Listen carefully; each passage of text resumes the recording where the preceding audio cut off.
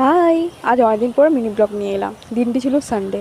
চান টান করে ফ্রেশ করে ভাবছিলাম যে কী করবো, কারণ আজকে সেদিন আমার তাড়াতাড়ি চান হয়ে গেছিলো 1টার মধ্যে। তারপর খেতে বসে গেলাম। আর লাঞ্চে ছিল ভাত, ঘি, আলু সিদ্ধ, মাংস, চিকেন কষা। মানে আমার ফেভারিট, দুপুরটা মানে জমে গিয়েছিলো, বোঝাই যাচ্ছিলো যে সানডে। তারপর আর সেরকম কোনো ক্লিপ নিইনি। ভাত ঘুম দিয়ে বিকেলবেলা একটু বেরিয়ে গিয়েছিলাম বন্ধুর সাথে বেরিয়ে ফুচকা খেলাম। আর পিজিতে নিয়ে এসেছিলাম চুরমুর।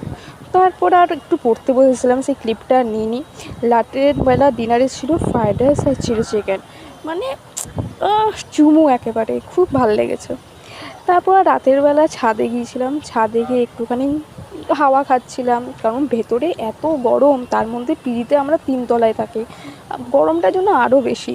আর ওই যে দূর থেকে দেখতে পাচ্ছ একটা লাল রঙের রাইড, তোমরাই গেস করো ওটা কি। আমি তো বলবো না, ওটা গেস করলে তোমরা বুঝতে পারবে যে কলকাতায় আমি কোথায় থাকি। তাহলে আজকে মিনি ব্লগটা এখানেই শেষ করছি, টাটা।